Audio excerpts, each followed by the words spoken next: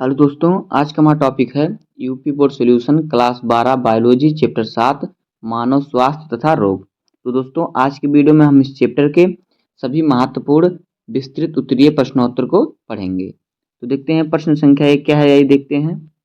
देखिए प्रश्न 1 क्या कह रहा है कि संक्रामक तथा असंक्रामक रोग से आप क्या समझते हैं। प्रत्येक के दो दो उदाहरण देकर इनके लक्षण, कारक एवं रोकथाम के उपाय लिखिए। या फिर देखिए टिप्पणी लिखिए निमोनिया या टाइफाइड पर। और फिर या जुकाम किन विषाणुओं से होता है, जुकाम के दो लक्षण बताइए या लिखिए। या फिर कैंसर रोग के कारण, रोकथाम एवं बचाव पर प्रकाश डालिए। तो देखिए सभी क्वेश्चन का आंसर हम एक ही आंसर में दे देंगे, तो आपको जो जैसा आपको क्वेश्चन पूछेगा आपको उसी प्रकार से उत्तर दे देना है। तो आइए इसका उत्तर हम देखते हैं सरल शब्दों में। देखिए पहले जान लेते हैं हम संक्रामक रोग क्या होता है। ये हमारा हेडिंग है संक्रामक रोग। हम जानते हैं कि संक्रामक रोग होता क्या है। देखिए वह रोग जो एक व्यक्ति से दूसरे व्यक्ति में आसानी से संचारित हो सकते हैं, संक्रामक रोग कहलाते हैं। यानी कि ऐसा रोग जो एक व्यक्ति से दूसरे व्यक्ति में फैल सकता है वह क्या संक्रामक रोग कहलाता है। अब आइए देखते हैं एक संक्रामक नंबर है क्या है, निमोनिया। तो देखिए निमोनिया, देखिए कारक, इसके कारक क्या होता है। यह रोग मुख्यतः शिशुओं या वृद्धजनों में होता है। यह बच्चों में और बूढ़ों में अधिक होता है, परंतु अन्य उम्र के लोगों में भी हो सकता है। फेफड़ों में होने वाला यह संक्रामक रोग स्ट्रेप्टोकोकस निमोनियाई व हीमोफिलिस हीमोफिलस इन्फ्लुएंजी नामक जीवाणु से होता है। यह क्या है, फेफड़ों में होने वाला यह संक्रामक रोग है। किसके कारण यह होता है, स्ट्रेप्टोकोकस और या फिर निमोनियाई या फिर हीमोफिलस इन्फ्लुएंजी नामक जीवाणुओं से होता है। इनके अतिरिक्त स्टेफाइलोकोकस पायरोजीन्स, क्लिसलीसा क्लिससीला निमोनियाई तथा चेचक व खसरा उत्पन्न करने वाले विषाणु व माइकोप्लाज्मा भी इस रोग के कारक हो सकते हैं। निमोनिया दो प्रकार का होता है। कौन कौन सा, देखिए नंबर एक विशिष्ट निमोनिया और दूसरा है द्वितीय निमोनिया। तो देखिए विशिष्ट निमोनिया क्या होता है, यह स्ट्रेप्टोकोकस निमोनियाई नामक जीवाणुओं से होता है। यह रोग सामान्यतः श्वसन तंत्र वाले व्यक्तियों में होता है। दूसरा है द्वितीयक निमोनिया, यह इन्फ्लुएंजा पीड़ित व्यक्ति में स्टेफाइलोकोकाई जीवाणु द्वारा होता है। यह रोग उन व्यक्तियों में होता है जिनके फेफड़े इस रोग से पूर्ण रूप से प्रभावित होते हैं। आप देखिए इसके लक्षण, निमोनिया के लक्षण देखिए क्या क्या होता है। देखिए लक्षण निमोनिया के क्या क्या होता है। रोगी को सांस लेने में बाधा उत्पन्न होती है। रोगी को क्या होता है, सांस की मतलब कमी हो जाती है, सांस लेने में दिक्कत होती है। रोगी को तीव्र सर्दी लगती है, उसको अधिक ठंड लगेगी। रोगी को तीव्र ज्वर भी होता है, उसको बहुत तेज से बुखार हो जाएगा। रोगी की भूख मर जाती है और उसे भूख नहीं लगती। देखिए रोकथाम के उपाय, निमोनिया के रोकथाम के उपाय। तो देखिए नंबर एक क्या है, संक्रामित व्यक्ति से दूर रहना चाहिए। अगर किसी को निमोनिया हुआ है तो निमोनिया जिसको हुआ उससे दूर रहना चाहिए। रोगी के द्वारा प्रयोग किए गए गर्म वस्त्र, बर्तन, बिस्तर आदि का प्रयोग ना करें। निमोनिया से पीड़ित व्यक्ति का कोई भी छुआ हुआ सामान आप ना छुए, जैसे कि उसका बिस्तर, उसके बर्तन, बिस्तर आदि, और फिर उससे द्वारा प्रयोग की गई खाने वाली चीजें। घर तथा पड़ोस में स्वच्छता बनाए रखें। साफ सफाई पर विशेष ध्यान दें। दूसरा नंबर देखिए क्या है, जुकाम या सामान्य ठंड। दूसरा नंबर है जुकाम या सामान्य ठंड। तो देखिए कारक, यह अति संक्रामक रोग पिकोवायरस समूह के रहीनो विषाणु से होता है। यह विषाणु जल की कणिकाओं तथा नाक के स्राव से एक दूसरे में फैलता है। जो जुकाम होता है ये किसके द्वारा फैलता है, पिकोवायरस के समूह के रहीनो विषाणु द्वारा फैलता है। और यह विषाणु किसके द्वारा होता है, किसमें, यह विषाणु जल की कणिकाओं या फिर नाक के द्वारा एक दूसरे, जैसे कि आपने छींक दिया, आपको जुकाम है तो वो रुगार दूसरे व्यक्ति के नाक पे जाकर समा जाते हैं और उनको भी जुकाम हो जाता है। लक्षण देखिए क्या क्या इसके होते हैं, आंख तथा नाक से पानी आना, खांसी तथा बुखार आना, हाथ पैर व कमर दर्द रहना, बेचैनी रहना व शरीर का कमजोर हो जाना। अब देखिए इसके रोकथाम के उपाय। इस रोग से बचाव हेतु संक्रामित व्यक्ति से दूर रहना चाहिए। रोगी को खांसते छींकते समय रुमाल से मुंह ढक लेना चाहिए। इस रोग से संक्रामित व्यक्ति की वस्तुओं के उपयोग से बचना चाहिए। देखिए, इस रोग से जो व्यक्ति पीड़ित है उससे दूर रहें। और अगर वो खांसता है छींकता है तो उसको क्या चाहिए, जिस व्यक्ति को रोग है उसे अपने मुंह पर रुमाल रख लेना चाहिए। और इस रोग से संक्रमित व्यक्ति जो कोई सामान का उपयोग करे उस सामान को आपको नहीं छूना चाहिए। तीसरा देखिए, टाइफाइड ज्वर, टाइफाइड बुखार। यह संक्रामक रोग ग्राम नेगेटिव रॉड की आकृति वाले गतिशील जीवाणु द्वारा होता है। इसे साल्मोनेला टाइफी भी कहते हैं। किसके? साल्मोनेला टाइफी जीवाणु से यह होता है। यह जीवाणु छोटी आंत में रहता है। वह रक्त परिसंचरण द्वारा शरीर के अन्य भागों में फैल जाता है। यह रोग अधिकतर गर्मी में होता है। इसका जीवाणु संक्रमित भोजन, जल, मल मूत्र आदि द्वारा लोगों में पहुंचता है। मक्खियां इस रोग को फैलाने में मुख्य भूमिका निभाती हैं। प्राकृतिक आपदाओं जैसे बाढ़ आदि के समय भी यह रोग अधिक फैलता है। यह रोग पूरे विश्व में पाया जाता है और यह प्रायः 1 से 15 वर्ष के बालकों में अधिक होता है। क्या? टाइफाइड। टाइफाइड के लक्षण देखिए क्या क्या होता है। देखिए लक्षण, रोगी को लंबे समय तक तेज बुखार रहता है, पूरे शरीर में दर्द रहता है, भूख नहीं लगती तथा आंत में परेशानी होने लगती है। इसके साथ साथ रोगी की नाड़ी धीमी हो जाती है तथा शरीर पर चमकीले छोटे छोटे दाने निकल आते हैं।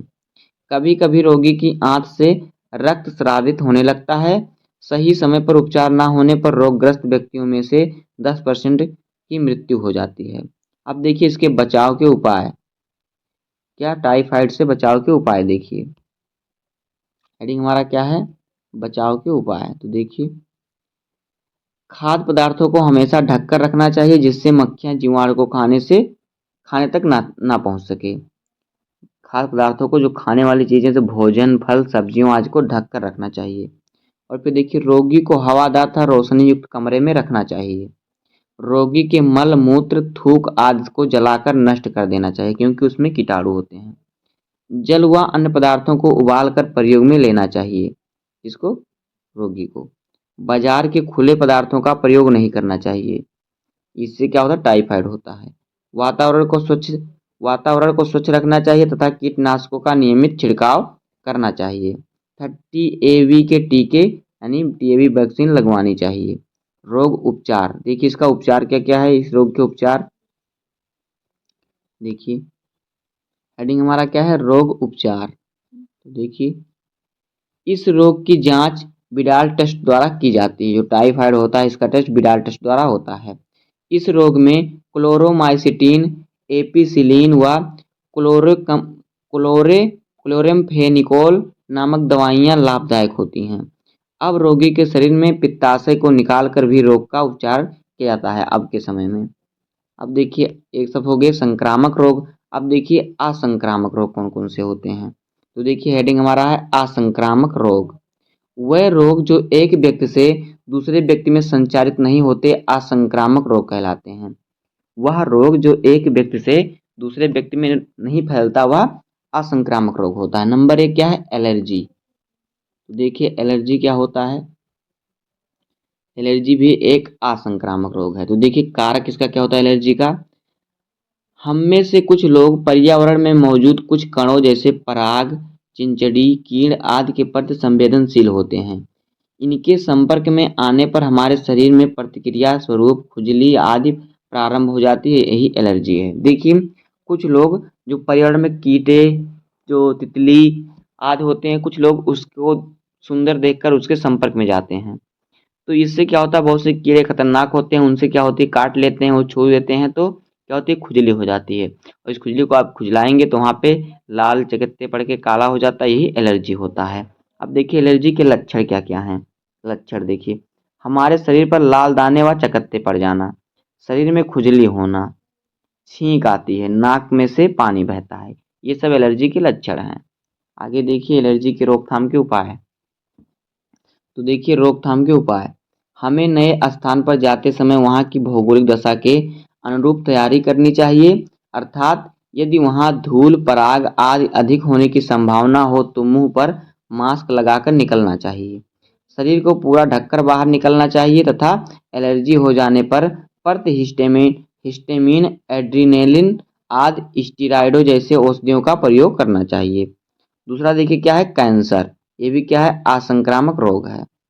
देखिए कैंसर का कारक क्या है।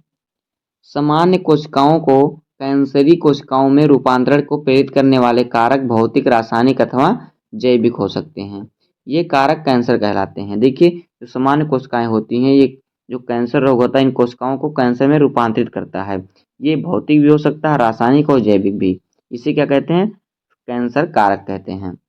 एक्स किरणें, गामा किरणें, पराबैंगनी किरणें, तंबाकू के धुएं में मौजूद कैंसरजन आदि कैंसर उत्पन्न करने में प्रमुख कारण है। क्या क्या, पराबैंगनी किरणें, गामा किरणें, एक्स किरणें और तंबाकू के धुएं आदि से कैंसर उत्पन्न होता है। इसके लक्षण देखिए कैंसर के। कैंसर ग्रस्त रोगी के शरीर में गांठें पड़ जाती हैं जो बढ़ती रहती हैं। अब इसके उपाय देखिए, रोकथाम के उपाय, कैंसर की रोकथाम के उपाय देखिए। कैंसर के उपचार के लिए शल्य क्रिया, विकिरण चिकित्सा और प्रतिरक्षा चिकित्सा का प्रयोग किया जाता है। आजकल कीमोथेरेपी का प्रचलन बढ़ गया है क्योंकि इससे रोग के समाप्त होने की संभावना अधिक होती है। अब देखिए दूसरा प्रश्न, प्रश्न संख्या 2 क्या कह रहा है देखिए। एस्केरियासिस से आप क्या समझते हैं, इसके बचाव, उपचार और नियंत्रण का उल्लेख कीजिए। तो देखिए एस्केरियासिस, यह रोग मनुष्य की आंत में रहने वाले परजीवी एक्सेरिस लुम्ब्रियाकाइड्स नामक गोल क्रीम से होता है। संक्रमित भोजन के साथ इस परजीवी के अंडे मनुष्य की आंत में पहुंच जाते हैं। आंत में इसका लार्वा छेद करके हृदय, फेफड़े, यकृत को संक्रमित करता है। यह परजीवी हमारी आंत में पचे हुए भोजन पर निर्भर करता है। आंत में इनकी संख्या 500 से 5000 तक हो सकती है। अब देखिए एक्सेरियासिस के लक्षण तथा रोकथाम के उपाय। तो देखिए इसके लक्षण तथा रोग जनकता। इस रोग के प्रमुख लक्षण है पेट में दर्द, उल्टियां, अपेंडिसाइटिस, अतिसार, गैस्ट्रिक अल्सर, सन्नित, घबराहट, ऐंठन आदि। परपोषी की है जिससे मन व मस्तिष्क बेचैन रहते हैं। आंत में एक्सेरिस की संख्या अधिक होने पर पेट दर्द, भूख न लगना, अनिद्रा, दस्त, उल्टी आदि लक्षण विकसित होते हैं। एक्सेरिस के द्वारा रोगी का उंडुक अवरुद्ध हो जाता है जिससे उदरशूल व उंडुक पुच्छशोथ विकार हो जाते हैं। रोगी के पित्त नली, अग्नाशयी नाल आदि में एक्सेरिस के फंस जाने पर स्थिति गंभीर हो जाती है। आगे देखिए एक्सेरिस रोगी के शरीर में घूमता रहता है जिससे फेफड़े, आंत, दीवारें व रक्त के कोशिकाएं घायल हो जाती हैं जिससे रक्तस्राव प्रारंभ हो जाता है। फलस्वरूप रोगी दुर्बलता, सूजन, ऐंठन आदि का शिकार हो जाता है। शिशु एक्सेरिस विपथगामी भ्रमण द्वारा रोगी के मस्तिष्क, वृक्क, नेत्र, मेरुदंड आदि में प्रवेश कर जाता है जिससे इन अंगों को हानि पहुंचाता है। देखिए यह है एक्सेरिस जीवाणु जो घूमता रहता है इस रोग को होने पर शरीर में। अब आगे देखिए इसके रोकथाम के उपाय देखिए। अपने आसपास के वातावरण को स्वच्छ रखना, मल मूत्र का खुला विसर्जन न करना, प्रदूषण, भोजन व सड़े गले फल सब्जी आदि से बचना, भोजन करने से पूर्व हाथों को भली भांति धोना, शौचालय की साफ सफाई पर विशेष ध्यान देना व स्वच्छ जल का प्रयोग करना आदि इस रोग के रोकथाम के प्रमुख उपाय हैं। रोग होने पर इस परजीवी को मारने के लिए पाइपराइजिन सिट्रेट तथा पाइपराइजिन फॉस्फेट औषधियों का प्रयोग किया जाता है।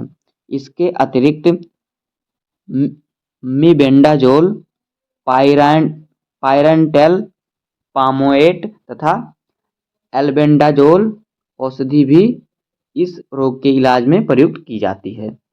आगे देखिए निदान एवं चिकित्सा। एक्सेरिस रोग के संक्रमण की पहचान रोगी के मल में इसके अंडे की उपस्थिति से होती है। एक्सेरिस द्वारा होने वाले रोग में एक्सेरियासिस कहा जाता है। रोगी की आंत से क्रीम को निकालने हेतु बथुआ का तेल, डिमेटोड, मिबेंडाजोल, जीटोमिसोल पी, हेट्राजोन, वर्मिसोल, कैट्रॉक्स, जेंटेल, एंटीपार, एल्कोपार, डिकैरिस आदि औषधि प्रयुक्त की जाती है। वर्तमान में 12 घंटे के उपवास के साथ हेक्सिल, रिसोसिनाल आदि तथा पाइपराजीन, हेलमेसिड, सिना के साथ आदि का उपयोग अत्यंत प्रभावशाली सिद्ध हो रहा है। किसमें? एक्सेरिस के बीमारी में। अब आइए देखते हैं प्रश्न संख्या 3।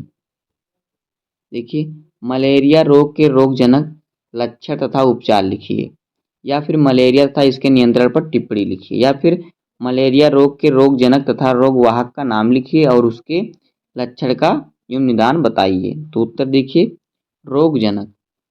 मलेरिया रोग का जनक एक प्रोटोजोआ जीव प्लाज्मोडियम है।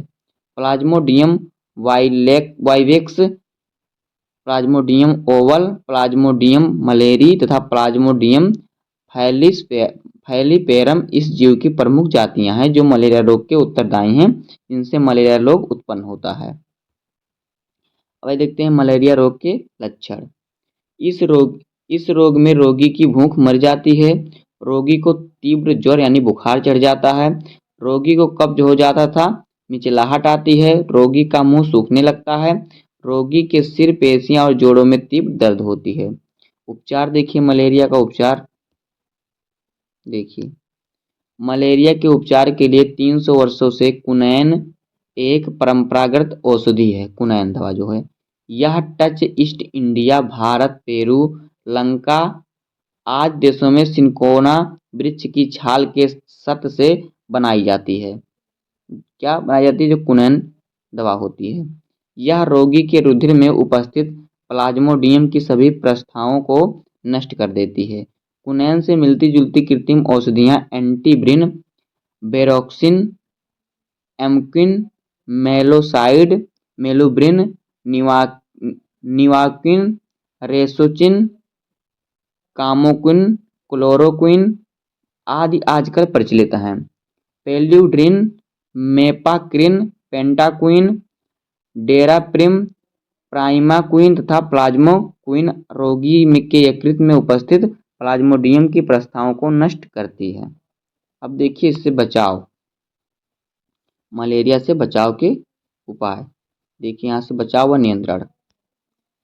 मलेरिया से बचाव व इसके नियंत्रण के निम्नलिखित उपाय हैं। नंबर 1, तालाब व गड्ढे में पानी जमा नहीं रहने देना चाहिए। दूसरा, घरेलू कूलर आदि में भी पानी की सफाई 2-3 दिन के बाद करनी चाहिए। तीसरा, नाली व अन्य पानी जमा होने पर स्थानों पर मच्छर का जनन रोकने के लिए क्या करना चाहिए? मिट्टी का तेल डालना चाहिए। मच्छर के लार्वा को खाने वाले मछलियों को तथा बत्तख को पानी में छोड़ देना चाहिए तथा यूट्रिकुलेरिया जैसे पादपों को पानी में उगाते हैं।